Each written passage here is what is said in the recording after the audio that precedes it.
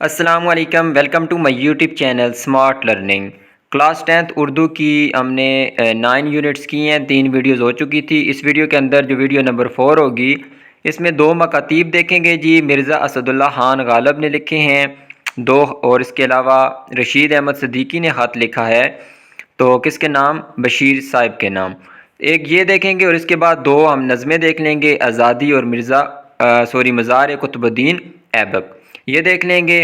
اور اس کے بعد نیکسٹ ویڈیو کے اندر مزید 5 ہم نظمیں دیکھیں گے، اور لاسٹ ویڈیو ہماری جو ہوگی 6th پارٹ، اس میں ہم ساری غزلیں دیکھ لیں گے۔ تو آپ نے یاد رکھنا ہے کہ عنوان اور اس کا جو شاعر ہے، یہ لازمی آپ نے یاد رکھنا ہے، چاہے SST کی تیاری ہو یا TT کی تیاری ہو۔ تو پہلے دیکھ لیتے ہیں جی، مرزا اسد اللہ خان غالب نے پہلا خط لکھا ہے جی میر مہدی مجروح کے نام، اور دوسرا خط لکھا ہے علاء الدین الائی کے نام۔ پھر رشید احمد صدیقی نے کس کے نام لکھا ہے؟ بشیر صاحب کے نام۔ پھر جو 2 نظمیں دیکھیں گے، پہلی نظم ہے آزادی، کس نے لکھا ہے؟ احسان دانش نے، جن کا تخلص ہے دانش۔ پھر دوسری نظم مزار قطب الدین ایبک، کس نے لکھی ہے؟ حفیظ جلندری نے، جن کا تخلص کیا تھا؟ حفیظ۔ تو یہ ہم نے دیکھنی ہے اس ویڈیو کے اندر۔ تو پہلے ان کے ورڈز میننگ دیکھ لیتے ہیں، پھر ان کی ایکسرسائزز دیکھ لیں گے۔ تو ورڈز میننگ دیکھ لیتے ہیں جی۔ مکاتیب غالب، جو غالب نے 2 لکھے ہیں مکاتیب، ان کے ورڈز میننگز۔ بلاد شرقیہ، بلد جیسے ہم نے دیکھا تھا شہر کو کہتے ہیں، خارج البلد، شہر سے نکالا ہوا، تو شرقیہ مشرق، مشرقی شہر۔ بیڑی کہتے ہیں جی پیروں میں ڈالنے والی زنجیر، بیڑی۔ پایان کار، آخر کار۔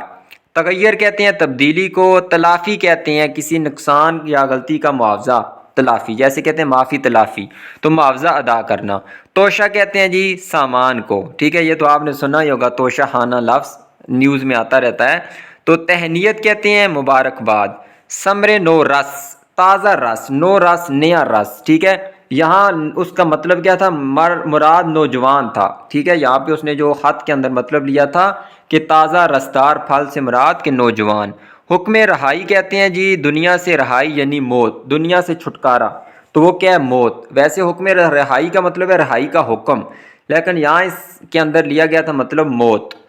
چرخ کج رفتار، مطلب کہ بدقسمتی، اس کا مطلب کیا تھا؟ چرخ کج رفتار کا کیا مطلب لے گا تھا؟ بدقسمتی۔ دائم الحبس کہتے ہیں جی عمر قید کو، اور دید کا مطلب ہے دیکھنا۔ پھر ہے جی ہمارے پاس روبکاری کہتے ہیں عدالت میں، روبکاری عدالت میں پیش ہونا۔ زنہار کہتے ہیں ہرگز، سایہ نشین، سایہ میں بیٹھنا۔ صحبتیں کہتے ہیں مجلسیں یا محفل، صحبت کہتے ہیں مجلس یا محفل، یہ اس کی جمع ہو جائے گی۔ ضعیف، کمزور۔ عالم ارواح کہتے ہیں روحوں کی دنیا، یہاں پہ روحیں گٹھی ہوتی ہیں۔ عالم آب و گل، عالم آب و گل، تو عالم دنیا کو کہتے ہیں، آب پانی کو، اور گل کہتے ہیں مٹی کو۔ پانی اور مٹی کی دنیا، مطلب کہ یہ جو میٹیریلسٹک ہے دنیا، مادی دنیا۔ عذر کہتے ہیں جی عذر، بہانہ یا معذرت۔ فگار کہتے ہیں زخمی کو، اور حبس کہتے ہیں جیل یا قید خانہ۔ یہ دیکھیں دائم الحبس مطلب ہمیشہ کی قید، عمر قید، تو حبس کس کو کہیں گے؟ جیل یا قید خانہ۔ مسموع، سنایا گیا یا قبول کیا گیا۔ پھر ہمارے پاس لفظ ہے جی مغتنم، مغتنم غنیمت کو کہتے ہیں۔ تو یہ اس کے میننگز تھے، اب اس کی ایکسرسائز دیکھ لیتے ہیں۔ تو خالی جگہ فل کرنی ہے جی۔ یہاں پہ پہلے غالب کا پہلا خط میر مہدی مجروح کے نام تھا، اور دوسرا کس کے نام تھا؟ علاء الدین الائی کے نام۔ علاء الدین الائی غالب کے شاگرد تھے۔ کل سے مجھ کو میکش بہت یاد آتا ہے، میکش بہت یاد آتا ہے۔ سنو پینشن کی رپورٹ کا ابھی کچھ حال معلوم نہیں۔ عالم آب و گل کے مجرم عالم ارواح میں سزا پاتے ہیں، تو جو دنیا کے مجرم ہیں وہ جہاں پہ روحوں کی دنیا، وہاں پہ سزا پاتے ہیں۔ ایک بیڑی میرے پاؤں میں ڈال دی، اور دلی شہر کو زندان مقرر کر دیا، زندان جیل خانہ۔ پھر نیکسٹ ہم چلے جاتے ہیں جی، یہاں پہ کچھ الفاظ ہیں، ان کی مترادف لکھنے ہیں۔ بے نوا کہتے ہیں بے سہارا، بے آسرا۔ مسرت خوشی کو کہتے ہیں۔ عالم کہتے ہیں دنیا کو، ٹھیک ہے، اگر اس کے اوپر زبر ہوگی عالم، اگر نیچے زیر ہوگی عالم تو وہ فاضل ہوتا ہے، عالم فاضل، ٹھیک ہے۔ قاعدہ کہتے ہیں دستور کو۔ حبس جیسے ہم نے پڑھا ہے قید کو کہتے ہیں۔ پھر مشقت محنت کو، ضعیف کمزور کو، گمان کہتے ہیں وہم کو یا شک کو، زندان کس کو کہتے ہیں؟ قید خانہ۔ نیکسٹ ہے جی مکتوب نگاری کیا ہوتی ہے؟ مکتوب کے لغوی معنی ہے لکھا گیا یا تحریر کے معنی ہے، ٹھیک ہے، مکتوب کے لفظی معنی کیا ہے؟ لکھا گیا یا تحریر۔ جبکہ اصطلاحی زبان میں مکتوب سے مراد خط ہے، ٹھیک ہے، اصطلاحی زبان میں مکتوب سے مراد خط ہے۔ عربی زبان کا لفظ ہے، خط لکھنے والے کو کاتب اور جس کو لکھا جاتا ہے اسے مکتوب علیہ کہتے ہیں۔ تو جو خط لکھے گا اس کو کاتب کہیں گے اور لکھا جس کو جائے گا اس کو مکتوب علیہ کہیں گے۔ مکتوب نگاری سے مراد اپنے سے دور رہنے والے رشتہ داروں، دوستوں، سرکاری اور غیر سرکاری افسران کو اپنی بات تحریری صورت میں پہنچانا۔ تو جب لکھ کے پہنچائیں گے تو اس کو کہیں گے جی مکتوب نگاری، اور لکھنے والے کو کاتب اور جس کو بھیجا جائے گا اس کو مکتوب علیہ۔ اور یہاں پہ دیکھ لیں جی، جو اردو ادب میں جدید نثر نگاری کی بنیاد ہی غالب کے خطوط سے پڑی، تو غالب نے مطلب خطوط لکھنے سٹارٹ کیے، اس کے بعد یہ کچھ اور نام بھی ہیں، انہوں نے بھی جو ہے نا خطوط یا مکتوب نگاری کی ہے۔ تو مکتوب لکھا گیا یا تحریر، جس سے مراد ہم خط لیتے ہیں، اور کاتب اور مکتوب علیہ آپ نے یہ ورڈ یاد رکھنے ہیں۔ خطوط تین طرح کے ہوتے ہیں، نجی ہوتے ہیں مطلب اپنے ذاتی، کاروباری اور دفتری یا افسری، آفیشیل ہو گئے، پھر بزنس پرپزز کے لیے لکھے جاتے ہیں، یا پرائیویٹ جو ہوتے ہیں اپنے جو ذاتی ہوتے ہیں ان کو نجی کہیں گے۔ نیکسٹ ہم دیکھ لیتے ہیں جی، اچھا یہاں ان الفاظ کو بھی آپ دیکھ لیں کہ جیسے فارمیٹ ہوتا ہے، جو نجی خطوط ہوتے ہیں اس میں مقام و تاریخ، پھر اس کے بعد القاب و آداب، گریٹنگز وغیرہ ہوتی ہیں، ڈیئر سر، ٹھیک ہے، پیارے دوست، اس طرح کے ورڈز۔ پھر نفس مضمون، وہ باڈی ہوتی ہے، کیا لکھنا چاہتے ہیں، اور آخر میں جو سیلوٹیشنز وغیرہ ہوتی ہیں، جو خاتمہ ہوتا ہے، یہ اس کا فارمیٹ ہوتا ہے کس کا؟ نجی خط کا۔ اب نیکسٹ ہم دیکھ لیتے ہیں جی، دوسرا خط تھا اس کو دیکھ لیتے ہیں۔ تو دوسرا خط جو ہے رشید احمد صدیقی نے لکھا ہے، اس کے میننگز دیکھ لیتے ہیں۔ اندیشہ کہتے ہیں جی فکر یا پریشانی، عافیت کہتے ہیں جی سلامتی یا بچاؤ، خیر و عافیت، تو عافیت، سلامتی یا بچاؤ۔ جھجکنا کہتے ہیں شرم کرنا یا حیا کرنا، ہیزیٹیشن۔ حتہ کہتے ہیں ٹکڑا، حتہ ٹکڑا۔ دفتن اچانک۔ صلابت کہتے ہیں صلابت، سختی، مضبوطی یا استحکام کو۔ گلاوٹ کہتے ہیں گل مل جانا، اور متعلقین کہتے ہیں تعلق رکھنے والے۔ مستحق حقدار، اور ناگہان اچانک، ٹھیک ہے، جیسے کہتے ہیں ناگہانی آفت، اچانک آنے والی آفت۔ اب اس کی ایکسرسائز دیکھ لیتے ہیں۔ ایکسرسائز میں جی مرکبات، تو یہ تو ہر تقریباً دوسری تیسری ایکسرسائز کے بعد مرکب آتے ہیں، یہ بڑے ہی امپورٹنٹ ٹاپک ہے، یہ میں نے اپنی ایک ویڈیو میں کروائے بھی ہیں سارے مرکب، آپ کو 8 مرکب ناقص کی اقسام، تو آپ ان کو لازمی دیکھیں۔ عافیت کا دور، کی آئے گا تو مرکب اضافی۔ سلاست اور سجاوٹ، اور یا واو آئے گا حرف عطف تو مرکب عطفی۔ ناگہانی موت، جس میں صفت اور موصوف آئے گا تو وہ بن جائے گا مرکب توصیفی۔ تو یہاں پہ ناگہانی صفت ہے اور موت کیا ہے؟ تو موصوف ہے، تو یہ مرکب توصیفی۔ وقت نمائش کا مطلب ہے نمائش کا وقت، تو کا آ گیا تو اس کی وجہ یہ کیا بن جائے گا؟ مرکب اضافی بن جائے گا۔ پھر اس ایکسرسائز کے اندر مزید ہم دیکھ لیتے ہیں جی مرکب اضافی، تو ابھی میں نے آپ کو بتا دیا ہے، اس کے درمیان حرف اضافت آئے گا کا، کی، کے، اور پہلے کو ہم کہیں گے مضاف علیہ کہیں گے اور دوسرے کو ہم کہیں گے مضاف۔ جیسے دیکھ لیں حمیرہ کی ٹوپی، ٹھیک ہے، یہاں پہ اسید کا قلم لکھا ہوا ہے، تو حمیرہ کی ٹوپی، حمیرہ مضاف علیہ ہے، ٹوپی یہاں پہ مضاف ہے، اور کا، کی کے حرف اضافت ہوں گے۔ پھر دوسرا ہے مرکب توصیفی، جو صفت اور موصوف سے مل کے بنے، صفت اور موصوف۔ جیسے نیک لڑکا، ٹھنڈا پانی، نیلا آسمان، تو نیک، ٹھنڈا اور نیلا یہ صفت ہیں، لڑکا، پانی اور آسمان کے ہیں موصوف، تو یہ کہلاتا ہے مرکب توصیفی۔ تو پہلی ہمارے پاس نظم ہے جی آزادی، احسان دانش نے لکھی ہے، اس کے میننگ دیکھ لیتے ہیں جی۔ احسار قربانی کو کہتے ہیں، تحقیر، حقیر یا کم حیثیت، تحقیر۔ تخیر کہتے ہیں حیرت کو، تنقید، پرکھنا یا اچھا برا جاننا، تنقید، اچھا برا جاننا۔ ویسے تو ہم تنقید برا ہی سمجھتے ہیں اس کو، لیکن تنقید اچھا برا جاننا۔ تاثیر، اثر کو، تفسیر کہتے ہیں وضاحت کو یا تشریح کو، اور حشر کہتے ہیں قیامت کو، اور خط تقدیر کہتے ہیں جی تقدیر کی لکیر۔ خط کس کو کہتے ہیں؟ لکیر کو بھی کہتے ہیں، تو قسمت کی لکیر، خط تقدیر۔ رہرو کہتے ہیں جی مسافر کو، راستے میں آنے والے۔ زنداں، قید خانہ۔ زینت، خوبصورتی یا زیبائش کو کہتے ہیں۔ سراپا کہتے ہیں جی مکمل طور پر، سر سے پاؤں تک۔ شبستان کہتے ہیں جی شبستان، رات گزارنے کی جگہ۔ تاکہ نسیاں سے مراد ہے بھول جانا، تاکہ نسیاں بھول جانا۔ تو کو سلاسل کہتے ہیں جی قیدیوں کے گلے اور ہاتھ پاؤں میں ڈالی جانے والی زنجیریں جو پاؤں اور گلے میں ڈالی جاتی ہیں اور ہاتھ میں، اس کو کہتے ہیں توق و سلاسل۔ عالم کہتے ہیں دنیا کو یاد رکھنا ہے، اس کے اوپر زبر آئے گی، نیچے اگر زیر آ جائے گی تو عالم، تو وہ عالم فاضل بن جائے گا۔ تو ایم سی کیوز دیکھ لیتے ہیں اس کے جی۔ وہ آزادی میری نظروں میں، یہ مصرے مکمل کرنے ہیں، میری نظروں میں ہے تحقیر آزادی، مطلب حقیر ہے، اس کی حیثیت بہت کم ہے، جو کہنا تھا اسے سب کہہ گیا قرآن کے پردے میں، تعجب ہے غلامی کے شبستانوں کی زینت ہے۔ شبستان مطلب کہ رہنے کی جگہ، رات گزارنے کی جگہ۔ ابھی توق و سلاسل میں ہیں آزادی کے دیوانے، جو آزادی کے مجنوں ہیں، جو آزادی چاہتے ہیں، وہ ابھی قید کے اندر ہیں، مگر زنداں کے دروازے پہ ہے تصویر آزادی۔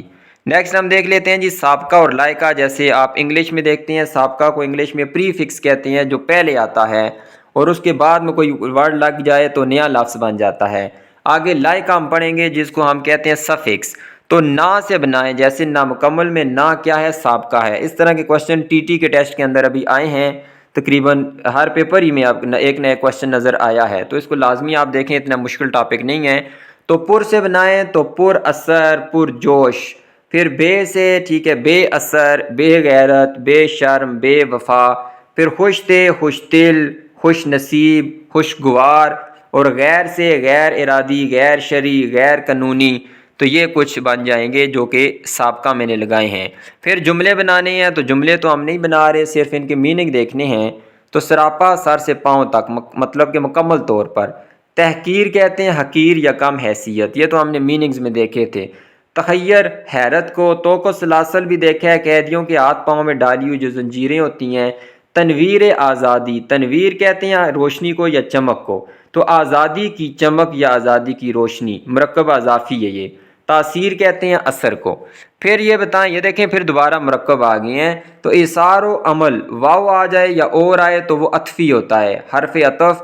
اچھا، پہلے کو معطوف علیہ کہتے ہیں اور آخری کو کیا کہتے ہیں؟ دوسرے کو معطوف، تو یہ عطفی ہے۔ تقریر آزادی، آزادی کی تقریر، تو کا کی کے آئے تو اضافی بن جاتا ہے۔ قرآن کے پردے، کا کی کے آئے تو اضافی، تو کو سلاسل واو آ گیا تو یہ کیا ہے؟ عطفی ہے۔ پھر مطلع کیا ہوتا ہے جی؟ غزل کے پہلے شعر کو مطلع کہا جاتا ہے۔ مطلع کے دونوں مصرے آپس میں ہم قافیہ اور ہم ردیف ہوتے ہیں، مطلب اس کے دونوں مصروں میں ہم آواز الفاظ استعمال کیے جاتے ہیں اور آخر میں ردیف بھی، کس کے اندر؟ نظم کے اندر۔ پھر مقطع کیا ہے؟ اچھا، غزل کے اندر بھی ہو سکتا ہے۔ تو پھر مقطع کیا ہے جی؟ آخر میں آئے گا، آخری شعر کو مقطع کہتے ہیں، اور اس میں شاعر اپنا تخلص استعمال کرتا ہے، جیسے احسان دانش کا تخلص کیا ہے؟ احسان، دانش، اور حفیظ جلندری کا کیا ہے؟ حفیظ، تو مقطع۔ پھر قافیہ، جیسے کہ رائمنگ ورڈز ہوتے ہیں انگلش کے اندر، ہم آواز یا ہم وزن الفاظ، وہ قافیہ کہلاتے ہیں، جن کو ہم کہہ سکتے ہیں جیسے کہ تعمیر، تحریر، تاثیر اور تعمیر۔ پھر ردیف دیکھ لیں، جو نظم کے آخر میں الفاظ آتے ہیں اور بار بار آتے ہیں، ان کو ردیف کہتے ہیں، جیسے کہ اس نظم میں آزادی کیا تھا؟ ردیف تھا۔ تو یہ پہلی نظم تھی جی احسان دانش نے آزادی جو لکھی ہے۔ اب دوسری اس کی نظم دیکھ لیتے ہیں۔ دوسری نظم ہے جی مزار قطب الدین ایبک، حفیظ جلندری نے لکھی ہے۔ ایبک آہنگ کہتے ہیں جی آواز یا نغمہ، آہنگ۔ افلاک فلک کی جمع ہے آسمان۔ پھر ہے جی ہمارے پاس انبو انسان، انبو انسان یہاں پہ نظر نہیں آ رہا، لیکن انبو انسان کا مطلب ہے لوگوں کا ہجوم، ٹھیک ہے، انبو کہتے ہیں ہجوم۔ پھر ہے جی داغ کہتے ہیں خوف یا روب بٹھانا، داغ بٹھانا، روب بٹھانا۔ رجز کہتے ہیں جی جنگی ترانہ جس میں فوج کو جوش دلایا جاتا ہے۔ رجز میں عموماً کیا ہوتا ہے کہ وہ جو فوجی یا جو بھی ہوتے ہیں لڑنے والے، وہ اپنے جو آباء و اجداد ہوتے ہیں ان کی بہادری کے قصے سناتے ہیں یا رجز پڑھتے ہیں، وہ اپنے ترانے وغیرہ پڑھتے ہیں جوش دلانے کے لیے، للکارنے کے لیے۔ سرخ رو کہتے ہیں کامیاب کو۔ اوج کہتے ہیں جی بلندی کو۔ باطل کہتے ہیں جھوٹ یا ناحق کو۔ پرخول کہتے ہیں خوفناک، پرخول میدان، خوفناک میدان۔ تخیل خیال یا سوچ کو۔ تکبیر اللہ اکبر کی آواز۔ طے کہتے ہیں جی یا شمشیر کہتے ہیں تلوار کو۔ جستجو، ٹھیک ہے، تلاش کو۔ صفاق کہتے ہیں جی ظالم یا سخت گیر، صفاق۔ صدائیں آوازیں۔ علم کہتے ہیں جھنڈا، علم جھنڈا۔ غلغلہ کہتے ہیں جی شور کو۔ گٹا کہتے ہیں بادل۔ نور کہتے ہیں روشنی یا اجالا، اور ہیبت کہتے ہیں خوف کو۔ تو یہ ہماری آج کی ویڈیو کی آخری نظم تھی، مزار قطب الدین ایبک۔ اب اس کی ایکسرسائز دیکھ لیتے ہیں۔ تو مزار قطب الدین ایبک کی ایکسرسائز ہے، اس میں سلطان غازی کا لفظ یوز کیا گیا تھا، یہ تو سلطان قطب الدین ایبک کے لیے یہ ورڈ یوز کیا گیا تھا، اور افواج حجازی سے مراد اسلامی افواج تھی۔ پھر رجز پڑھنا، وہی اس کا مطلب میں نے آپ کو بتا دیا تھا کہ اپنے آباء و اجداد کی وہ اپنی بہادری کے قصے یا نعرے وغیرہ لگانا للکار کے لیے۔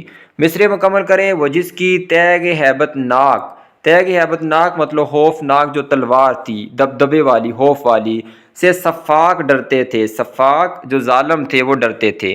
پڑی ہے یادگار دولت اسلام کوچے میں، ٹھیک ہے، تخیل مجھ کو لے جاتا ہے ایک پرخول میدان میں، جو یہ خیال جب میں سوچتا ہوں اس کے مزار کو دیکھ کے تو وہ خوفناک جو میدان تھا اس میں مجھے لے جاتا ہے جہاں پہ جنگ ہو رہی ہوتی ہے۔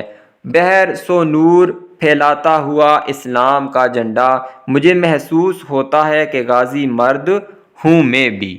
پھر یہاں پہ کچھ تراکیب ہیں، الفاظ و تراکیب، ان کے معنی دیکھ لیتے ہیں۔